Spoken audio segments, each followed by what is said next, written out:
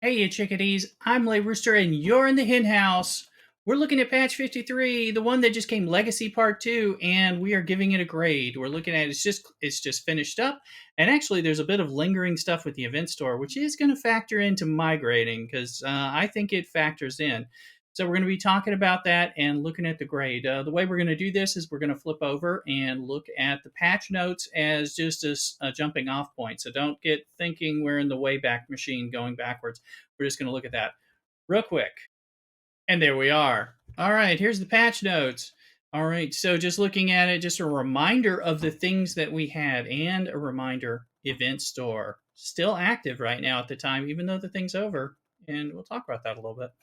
So, Legacy Part 2, really looking at this whole thing of what they were doing here. So, let's start talking about what we got. So, anyway, let's get down to brass tacks. What kind of grade am I going to give?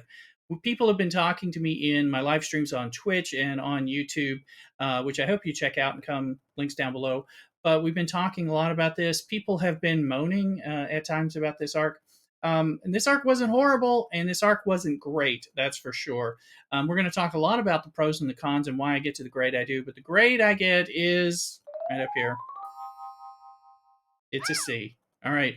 Giving it a solid C. Why? A C is for meh. And that's what this arc is. All right. Not horrible, not great, not to be repeated. But, they'll graduate, right, if they're in school. All right. So let's look at this. Why? What are the pros and cons? Okay. We've got the ship, the Titan A. Good ship. Definitely a pretty model in the game. Has an immediate free to play path. I always say free to pay. I've played too much Scopely. Free to play path for us to grind it out in a 100-day process, just like the Defiant. Again, unlike the Defiant, this ship is less useful, and we already have a Cerritos. It's a new Cerritos. Now, I am usually up for buying a lot of these ships at least partway through the arc or at the beginning if they're priced low enough or there's a half price option with a battle pass. I decided to go free to play on this one, which tells me a lot. And I know others have decided not to get this ship. I will get it and I will grind it out with my daily blueprints.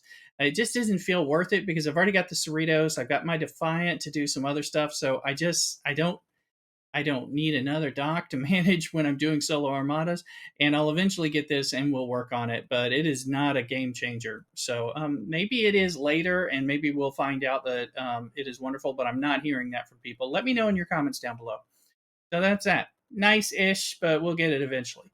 Then the new fleet commander, 7 of 9. Okay, let's scroll down here. So we got 7 of 9. All right. Now I gave props to Scopely for continuing to advance the fleet commanders. I still give them those same props. I think that's a pro. I want to see more fleet commanders and I want to see more fleet commander events. However, I have Kirk, I have Spock, and I have Locutus. And I have found it difficult to really make use of them unless I spend more to bring them up higher. As it is, I tend to stick with one, mainly Kirk, and then I flip over to Locutus when I'm doing a lot of Armada events and solo Armadas during various events, sometimes on the weekends. Don't use Spock much. I plan to eventually, and I'm just trying to use what I can grind to raise them up over time, and that's not super fulfilling right now. So I definitely didn't need to add a fourth fleet commander to that. So she's a miss. She may be wonderful. I will get her eventually, I assume, like you might. Like we'll get the other ones eventually. We'll find out how. But nothing to write home about, nothing to worry about getting. So, right? New officers. PIC Riker. I talked a lot about him being too thin, which is true. But other that and PIC Worf. Okay. Old Man Worf. Wonderful. Just like Old Man Wolverine, right? But they're PvP niche players that factor into the strike teams, but you don't need them if you have the strike teams. And eventually there may be some way to kind of play around with the meta with them. So they're not horrible, but you've already got them if you have some of the strike team stuff. and they're just not super needed. And they're already something that I use mainly when we do various PvP events or incursions that almost never happen anyway, or just some dust 'em ups and things like that. So I'm not really feeling like I needed them. I did try to go for them in some of the spend events because I don't want to save up and not spend on my ships and other important spending that needs to be done. But that's it. I'll get them. They're not unlocked yet, but again, no rush. All right, and that's a lot can be said about this arc. No rush. Dixon Hill came in. All right, again, I got him. I unlocked him. Thank you, Scopely. He sits with Broccoli on my main miner below deck. He just makes my miner faster. That's great, but it's nothing to write home about. And I wouldn't have paid for it. And I definitely didn't want to earn too much more of him while I was doing some of my ticketed events. Let me know what you think down below. All right. So then you had the missions and all that. So officers, nobody really need any of these officers, and you'll get them. I'm like I said, having Dixon Hill to help with miners, no big deal, but nothing great.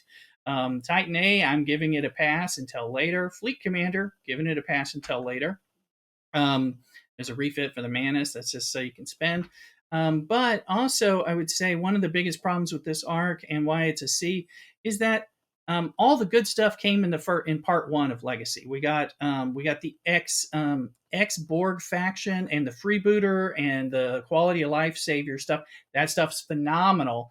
But of course, they couldn't deliver. This is the second half, and it doesn't bring anything.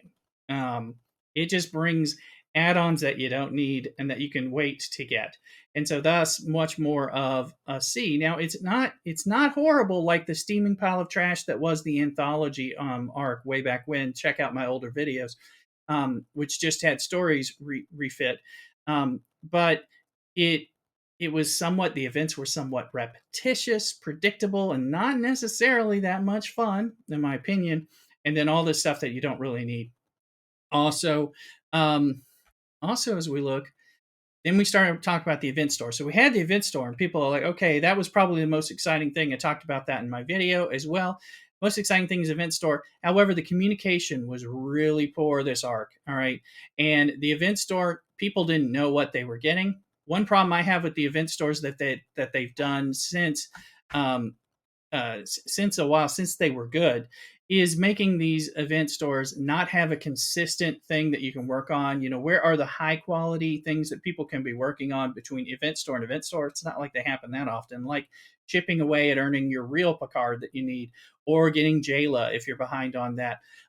Again, getting the ISS Jellyfish, having that be a reliable means of sourcing from event store to event store for people to work on and to have reasons to grind. Those things should be there multiple times. We had that stuff in the duality arc.